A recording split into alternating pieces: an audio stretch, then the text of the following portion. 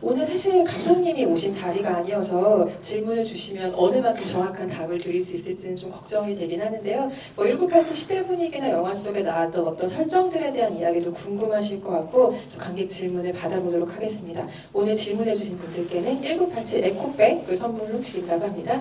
그리고 한 가지 양해 말씀 먼저 부탁드릴게요. 그 상영관이 굉장히 넓기 때문에 부득이하게 관객의 인상차기로 좀 지목을 할 수밖에 없는 점 양해 말씀 부탁드리겠습니다. 네 번째 줄에 계신 회색 티 입으신 분께 마이크 드리겠습니다. 인상착이라고 하셔서 범죄형이나 입으신 뭐 옷의 색깔이라던가 이런 것들. 네, 영화 너무 잘 봤고요. 저는 오늘 두 번째 관람하는 건데 너무 좋았습니다. 네, 저는 이 영화 보면서 디테일이 너무 좋았다고 생각이 드는데요. 또 최지기 강사님은 이제 그때 시대를 아예 공기로 체험하신 분이니까 여쭤보는 건데 혹시 이 영화에서 정말 이 장면은 정말 잘 찍었다, 정말 내가 느끼는 공기와 똑같이 느꼈다 싶은 장면이 있으신지 궁금합니다. 저는 장면에서 그 오류 하나는 딱 지적을 할게요. 오류가 딱 하나 있는데 누가 잠깐만 주무시겠습니까? 네. 한 시작하고 한 15분쯤 지나면은 화염병이 나옵니다. 근데 그 화염병 끝을 비닐로 만들었거든요. 그럼 안 됩니다. 너무 빨리 붙기 때문에 절대 안 되고요. 광목으로 만들어야죠. 그러니까 위급한 일이 생기시더라도 절대 비닐을 사용하지 마시고 광목을 사용하셔야 됩니다. 두 번째, 화염병은 신나로 만들지만 신나만 다 넣으시면 안 됩니다. 석유하고 섞어 넣으셔야 됩니다. 그리고 세 번째, 아까처럼 이렇게 많이 넣으시면 안 됩니다. 너무 조금 넣으셔도 안 되고요. 정량은 절반입니다. 그것이 약간 저는 옥의 티로 느껴졌고요. 또 하나는 감동을 치는데 어떻게 저렇게 쓰러질까. 그런 점들이 저는 좀 했고요. 제일 마지막에 감동적이었던 건 아까 말씀드렸지만 우리 연희가 버스 위에 올라가서 구호를 외치는 장면. 실제로 그랬었거든요. 저 때는. 그래서 많은 사람들이 버스 위에 올라가서 구호를 같이 외치고 전단지를 뿌렸습니다. 제가 경험했던 거는 전단지 뿌리는 게 너무 무서웠었거든요. 저 당시에는. 너무 겁이 났고 무서운 일입니다. 전단지를 갖고 버스를 탄다는 것만도 너무 어렵고 무서웠던 일이고, 제가 했었던 기억은 버스에서 뿌릴 수가 없으니까 왜 버스 이렇게 문 열면 그 바람 나가는 데 있었잖아요. 네, 거기에다가 전단지를 이렇게 올려놨었습니다. 예전에. 그럼 이제 버스에 자연스럽게 날아갔었죠. 그래서 저는 버스에서 연희가 사람들과 같이 구호를 외친다는 것이 일반적인 연희, 일상회로 벗어나서 새로운 삶을 터득해 나가는 연희의 모습을 보여줬기 때문에 저는 개인적으로 제일 좋은 장면이 아닐까 싶고요. 화염병 절대 잊으시면 안 됩니다. 네, 뭐 생활의 지혜라고 해야 할지 어쨌든 화염병에 대해서도 우리가 디테일하고 저도 책으로만 배운 거죠. 알아봤고요. 다음 질문도 받아볼까요? 손을 많이 드셨는데 일단 그 뒤쪽에 계신 남성분께 먼저 마이크 드리겠습니다. 뒤에 줄에 계신 관객분요. 네, 돌아보신 분. 네, 안녕하세요. 일단 최진기 강사님 뵙게 돼서 정말 영광이고요. 제가 개인적으로 질문 드리고 싶은 게, 이 당시에 그 검찰과 우리나라 정부, 지금 군부 이 사이에 관계 많이 안 좋았는지 그게 좀 궁금합니다. 좋은 질문이신데요. 87년 이전에는 검사가 약했습니다, 힘이. 이 87년 이후에 검사 힘이 세지는 거예요. 그러니까 저 때만 하더라도 아까 보시겠지만 우리 김윤석 씨가 경찰이에요. 경찰 중에 물론 대공과 경찰인데 대공과 경찰들이 검사한테 함부로 하죠. 그랬더니 검사가 기껏 하는 말이 수사지휘권이 누구한테 있는지 물어보라는 거예요. 물론 그 당시에도 수사지휘권은 검사가 있었지만 실제로 이 당시에는 모든 정권은 그렇습니다. 뭐 어떻게 보시면 되냐면은 원칙적으로 검사는 명의예요. 밝음의 세계에 사는 사람들이에요. 기본적으로 굴고 구조가 그렇습니다. 우리가 이렇게 보시면 돼요. 지난 박근혜 이명박 정권 동안 우리가 아무도 이 직책에 누가 있는지 모르고 살았던 적이 있습니다. 그게 누구냐, 어떤 직책이냐면 감사원장입니다. 여러분 감사원장 누군지 기억나십니까? 아니요, 옛날엔 다 알았어요. 감사원장이 굉장히 높은 자리입니다. 감사원장이라는 자리는 굉장히 높은 자리죠. 11명의 감사위원으로 구성되어서 헌법상으로 보장되는 공무원 감찰기관입니다. 근데 우리가 왜 감사원장을 모르는 줄 아세요? 우병우 때문에 모르는 거예요. 민정수석이 모든 감사를 다 했잖아요. 자, 제 말은 어떤 권력이 어떤 권력을 행사할 때 감사원은 드러나는 명이라면 민정수석은 드러나지 않는 암의 부분입니다. 그렇다고 민정수석이 없어야 된다는 부분이 아니라 정권이 올바른 정권이라면 기본적인 사정은 감사원이어야 되고요. 그걸 못하는 것을 사정기관이 민정수석이어야 됩니다. 근데 그것이 바뀌는 것이 문제가 되는 거죠. 마찬가지로 전두환이나 박정희 시절에는 정상적인 검찰보다는 안기부, 그 당시에는 이제 안기부나 뭐 예를 들면 뭐 보안사, 쉽게 얘기하면 군 기무사라든가, 그 다음에는 여기서 나왔듯이 안기부, 그리고는 또 다른 기관인 경찰 대공과가 전면에 나서서 행사를 하고 검찰은 물러서 있죠. 그래서 이 당시는 오히려 검사 힘이 약한 거고요. 검사 힘이 본격적으로 약진되는 거는 87년에 개헌이 되면서부터, 즉 안기부와 그 다음에 우리 아까 말했던 보안사 그리고 경찰 대공과가 힘을 잃어가면서 검사가 앞으로 나오는 과정을 겪게 됩니다. 영화는 그 박종철 열사의 죽음부터 시작해서 이한열 열사까지 이야기를 다루기 때문에 그 후반부의 이야기들은 1987년이나 그 이후의 이야기들은 생략되어 있는 거죠. 지금 생략된 부분에 대한 이야기도 충분히 설명해 주시는 것 같고요. 시대 배경에 대한요. 다른 질문 또 받아보겠습니다. 이번에는 사이드로 한 번만 가볼까요? 이쪽에 손 드신 분께 마이크 드리겠습니다. 저는 아까 최진기 강사님 말씀해 주신 거에서 하나 질문을 드리고 싶은데요.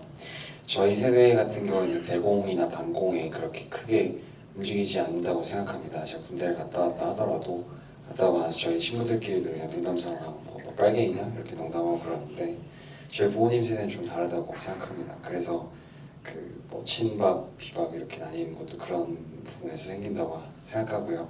대공, 반공의 가장 무서운 점에서는 제 생각에는 간첩, 누군지 모른다. 이 사람도 그럴 수 있다. 이런 부분인 것 같은데 지금도 어떻게 보면 그렇다고 또 비슷하다고 생각합니다. 그러니까 제가 얘기하고 싶은 거는 그런 신념들이 어떻게 보면 종교적 신념이랑 되게 유사하다고 보이는데 실체는 없지만 그럴 수도 있다 이런 생각 때문에 제가 그런 분들이랑 대화를 하거나 할 때 그런 신념을 어떻게 보면 조금 흔들 수 있는 그런 질문이 한 개가 있다면 한 문장이 있다면 어떤 질문이 될지 그게 궁금합니다. 그게 저도 저희 아버님을 끝까지 설득 못했기 때문에 저도 정답을 말씀드릴 수 없는 게 저도 설득을 못했고요. 그리고 거꾸로 그분들을 이해할 수는 있을 것 같아요. 근데 왜곡된 거죠. 왜곡된 심리라고 생각을 하고 저도 그거에 대해서 고민을 많이 했었습니다. 근데 안 되더라고요. 그분이 가졌던 신념과 정치관이나 이런 것들은 그걸 바꾼다는 거는 거의 뭐 불가능한 것 같더라고요. 생각이 들더라고요. 그래서 이런 건 있죠. 뭐냐면 어떤 사람이 보수적이냐 진보적이냐를 결정하는 거는 우리가 조금 잘못하는 거는 나이가 들수록 보수적이 된다라는 얘기를 많이 하는데 그런 경향성이 없진 않은데 어떤 한 사람이 진보적이냐 보수적이냐를 결정하는 것은 그 사람의 나이보다는 여기 나왔듯이 연희처럼 10대 후반에서 20대 초반에 어떤 정치적 사건을 경험했느냐가 훨씬 더 중요합니다. 이건 미국 실증주의자들이 분석을 해서 밝혀낸 대표적인 연구 사례입니다. 그리고 이걸 우리나라에 적용해도 똑같이 적용이 됩니다. 그래서 아마 지금 20대 촛불을 경험했던 친구들은 아마 평생 굉장히 진보적인 정치관을 가지고 살 확률이 굉장히 높습니다. 거꾸로 우리가 가장 보수적인 젊은 친구들이 IMF 때 20대 초반을 보냈던 친구들입니다. 네, 이건 우리는 정치적으로 나오거든요. 그래서 그런 정치적 커다란 경험들을 어떤 것을 했는가가 그 사람들의 시대와 이걸 아까 김윤석이가 그러잖아요. 지주 집안으로 태어나서 겪었던 그런 반공에 대한 이념들 누가 설득해서 바꿔나가기에는 대단히 힘든 일이겠죠. 근데 어쨌든 그런 거를 고려해서 우리가 사회 통합의 문제를 고민해야 되지 않을까라는 생각은 해보지만 저도 아버님을 설득하지 못한 채 보내드렸다는 말씀 드리겠습니다. 네. 다음 질문도 받아보겠습니다. 아까 이쪽에 계속 손들고 계셨던 거 있죠? 네, 안녕하세요. 영화 내내 보는 내내 소름이 많이 돋았는데 60 민주항쟁도 소름이 돋았지만 남영동에서 그런 고문했던 분들에 대한 악랄함에도 소름이 많이 돋았거든요. 영화 끝에는 처분을 받은 것처럼 나오지만 그 뒤에 노태우 정부가 다시 들어섰기 때문에 이 남영동이나 대공처장이 나중에 어떤 처분을 받았고 또 죗값을 치렀는지가 궁금합니다. 예, 제대로 치르지 못했죠. 왜냐하면 저기 나오는 박 처장이라는 사람의 스승이 누구냐면은 그 유명한 친일 고문 경찰인 노덕술입니다. 일제시대 때 정말 항일운동가들을 갖다가 그렇게 고문을 하다가 그러니까 저 고문 기술이 어디서 나오는 거냐면 일제로부터 나오는 겁니다. 일제로부터 와갖고는 노덕술한테 전해지고 노덕술한테 받은 게 박 처장이고 박 처장이 밑에 받았다는 게 이근한입니다. 우리 아까도 했지만 김근태 씨 고문입니다. 이근한 씨가 지금 뭐 목사 활동하면서 떵떵거리고 자기의 죄가를 반성하지 않기 때문에 그런 면에서는 우리가 그때 걸 다시 지금 정리해서 하기는 쉽지 않은 문제이지만 우리가 촛불을 했잖아요. 촛불 역시 마찬가지가 아닐까 싶습니다. 그러니까 철저한 단죄라는 것이 그것이 얼마나 중요한 건지 용서라는 거는 정말 반성하는 자에게 용서를 말할 수 있는 거지 반성하지 않는 자에게는 용서가 굉장히 어렵고 불가능한 일이라고 생각이 됩니다. 그런 분들은 꼭 그렇게 스스로를 구원하시죠. 항상 그런 역사가 반복되는 것도 같고요. 마지막 질문 있으시면 하나만 더 받아보겠습니다. 그 뒤쪽에 계신 여성 관객분께 마이크 전달드릴게요. 영화를 이제 후반부에 보면서 궁금했던 점이 하나 있었는데 이제 영화에서 동아리에서 이제 쓰레기 오리엔테이션으로 이제 그 민주항쟁 영상을 보여줬는데 그 영상을 그런 오리엔테이션 공개적인 공간에서 그냥 보여줬다는 거는 뭐 추후에 다른 탄압은 없었는지 그거를 그렇게 보여줄 수 있었던 분위기였는지가 되게 궁금했었습니다. 영화를 보면서 아 이거는 좀 위험할 것 같고 자칫하면 잡혀갈 것 같은데 그거를 그렇게 보여준다는 거에 대해서 궁금했습니다.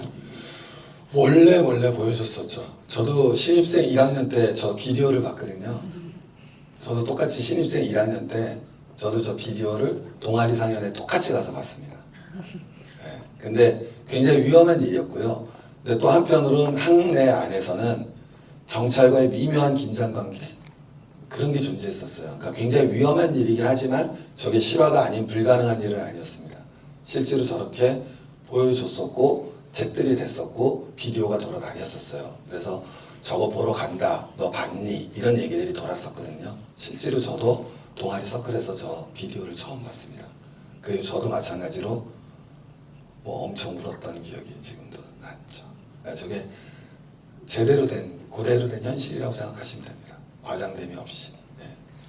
아마 그 광주 민주화운동 항쟁 같은 경우도 요즘 같은 시대에선 절대 불가능한 상황일 텐데, 그러니까 정보의 양을 누가 통제를 하고 어떻게 퍼지느냐에 따라 그 시대에서 거쳤던 어떤 항쟁과 그 어떤 우리가 했던 투쟁의 기록들이 담기는 방식이 다른 것 같아요. 지금이야 뭐 스마트폰으로 그런 일이 일어난다면 정말 전국의 모든 이들에게 실상을 알릴 수가 있을 텐데, 그때는 미디어라든지 언론이라든지 다 제 기능을 하고 싶으나 할 수가 없었던 상황들이었기도 했고, 수 자체도 현저히 부족했고, 전파할 수 있는 어떤 범위 자체가 너무 좁았기 때문에 그게 온 국민에게까지 퍼지지 못했고, 택시 운전사 같은 영화를 보시면 더 잘 아시겠지만 그 당시 광주에서 일어나는 일들을 그 근처 지방에서 전혀 모르고, 서울은 거의 남의 나라에서 벌어지는 얘기 보듯이 하던 그런 상황이 벌어질 수밖에 없었던 게 바로 그 시대였기 때문에 일어난 비극일 수도 있다는 생각이 들고요. 그래서 그 당시에 더 잘 아시겠지만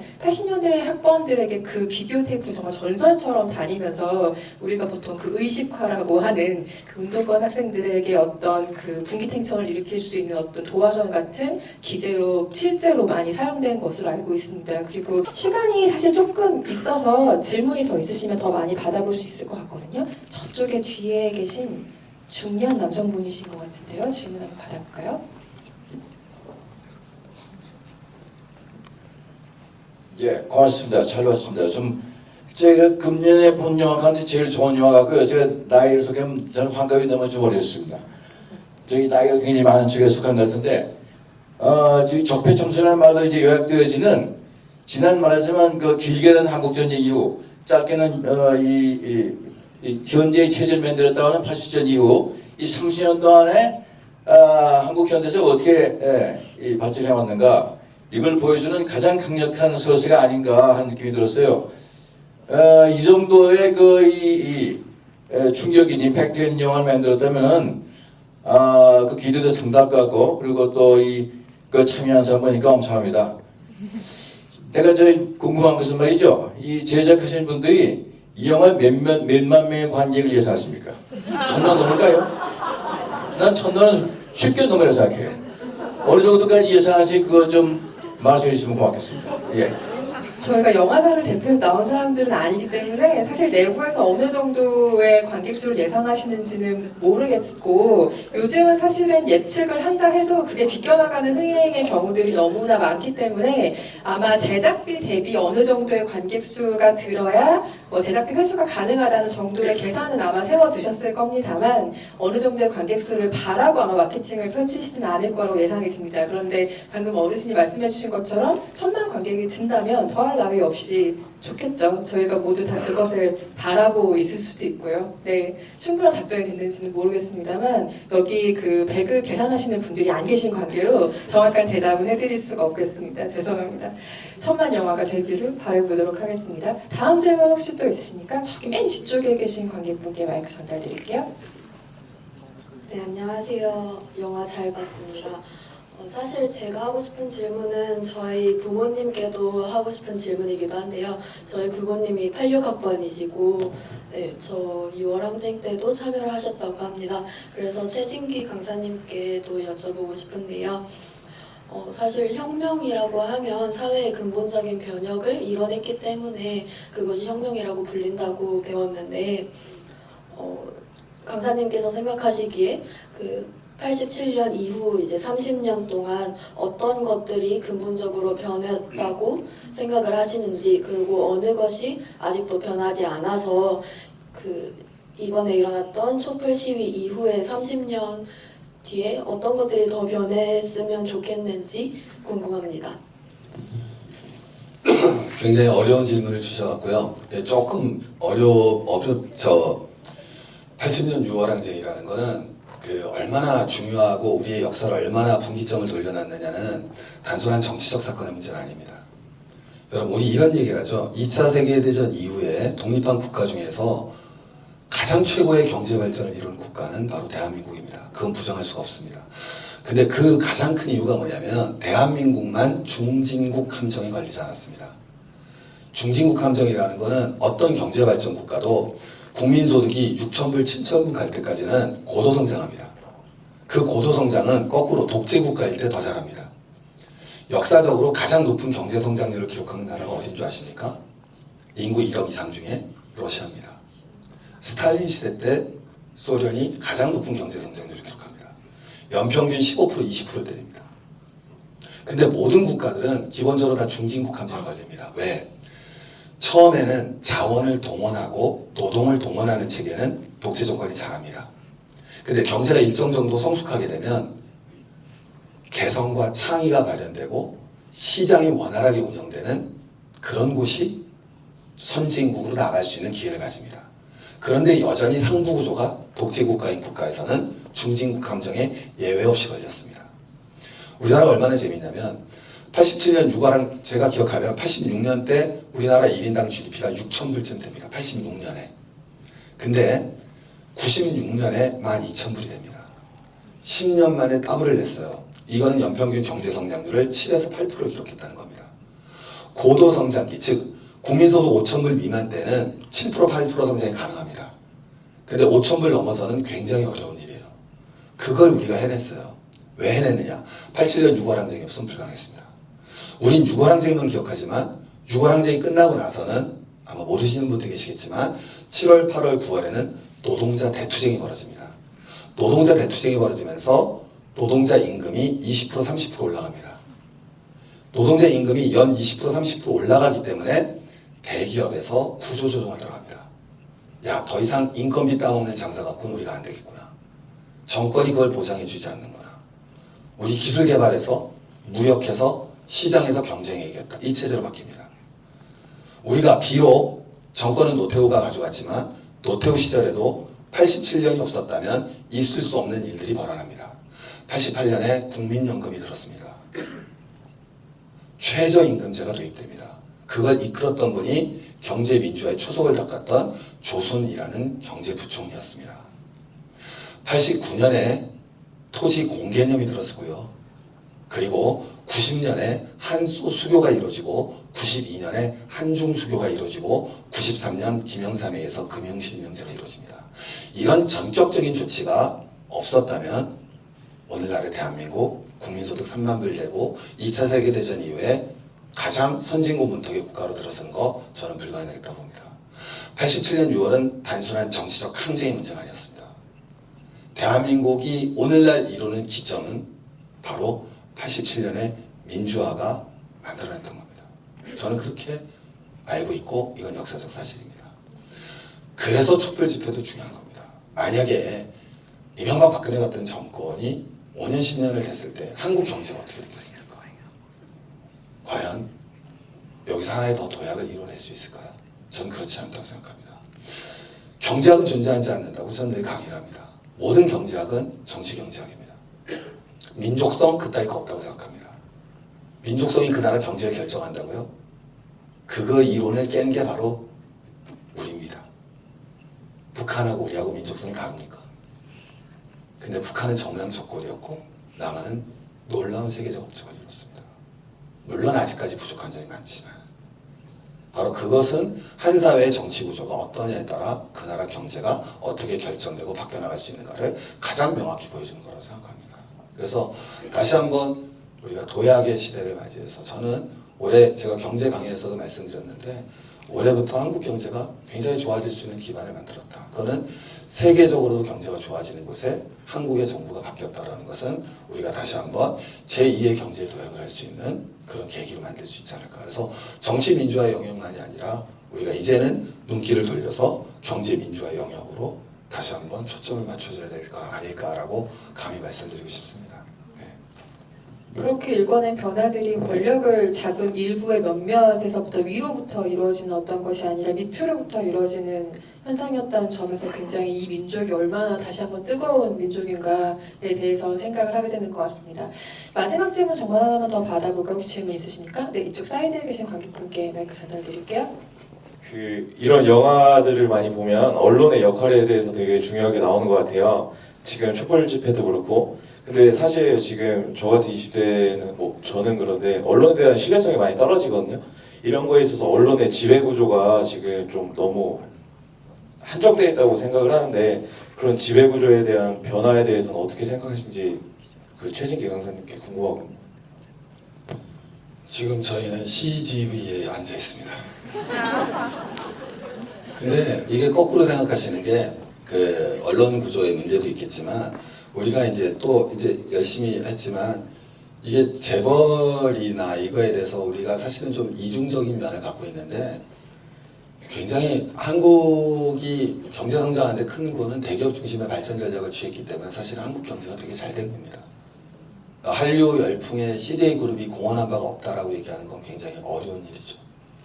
마찬가지로 언론의 지배구조 문제도 있지만 그거는 제가 뭐 언론사를 통해서 더 많이 나올 수 있는 문제고 제가 하나 말씀드릴 수 있는 거는 예전하고 언론하고 지금의 언론의 구조가 바뀐 거는 우리가 인터넷 생각해 보면 되는 건데 예전의 언론은 대중매체이기 때문에 기본적으로 생산을 엘리트가 담당하고요 소비는 대중이 합니다. 근데 지금의 언론 환경은 만드는 것도 대중이 하고 소비도 대중이 하죠. 그 양태가 변했거든요. 그래서 어떤 형태가 이루어졌냐면 아까 동아일보, 중앙일보 기자들 보겠지만 그들이 그런 전두환의 포갑 정권에 있으면서 눌려 있으면서도 갖고 있는 가장 근본적인 의식은 사실은 엘리트 의식입니다. 내가 엘리트인데 이러면 안 된다라는 그런 관념을 갖고 있는 거죠. 근데 그런 엘리트 의식이 사실은 지금에서는 많이 사라졌죠. 지금 기자들이 70년대, 60년대 기자들처럼 과연 엘리트 의식이 맞냐? 그렇진 않거든요. 그래서 어떻게 보면 쉽게 자발적으로 권력에 복종하는 그런 기자들이 나오게 되는 환경은 이루어졌다고 생각합니다. 그래서 언론 권력 구조의 문제보다는 어쨌든 언론 환경이 어떻게 변했고 언론에 종사하는 사람들의 엘리트 의식이라는 것이 어떻게 변했는가에 대해서는 제가 좀 말씀드릴 수 있었던 것 같아요. 네. 사실 언론 환경에 대한 이야기라면 뭐 밤을 새도 모자라긴 하지만 어쨌든 최진기 강사님의 답변이 좋은 답변이 되었기를 바라고요. 그 영화 밖의 시대 배경에 대해서도 얘기할 게 참 많은 영화이긴 하지만 사실 가장 가깝게는 우리나라에 얼마나 좋은 배우들이 많이 있는지를 또 이 영화를 통해서 많이 보셨을 것 같아요. 정말 작은 역할, 잠시 등장하는 역할까지 마다하지 않고 87년의 뜨거운 공기를 관객 여러분들에게 전달해 드리기 위해서 정말 우리나라에 내로라 하는 배우들이 모두 뭉친 이 프로젝트의 배우분들에게도 관심을 부탁드리고요. 그 극장 개봉 이후에 관객들이 직접 아실 수 있도록 스포일러에 대한 자제를 좀 부탁드리겠습니다. 이것은 저의 개인적인 당부이기도 하고 장준원 감독님의 눈물로 호소하신 정말 간곡한 그런 부탁이기도 하니까 스포일러 부분에 대해서는 다시 한번 정중하게 그 자제해 주실 것을 당부드립니다. 오늘 늦은 시간까지 함께 해주신 관객 여러분들께 끝인사 한 말씀 해주실까요? 네, 너무 감사하고요. 그리고 너무 좋은 영화 같습니다. 정말 영화 보고서 우리 1000만 관객이 다 같이 보는 영화가 됐으면 좋겠습니다. 여러분 감사합니다. 네, 영화 12월 27일에 개봉하니까 오늘 좋게 보셨다면 주변에 좋은 입소문도 많이 부탁드리고요. 추운 날씨에 극장 찾아주셔서 감사합니다. 안녕히 가세요.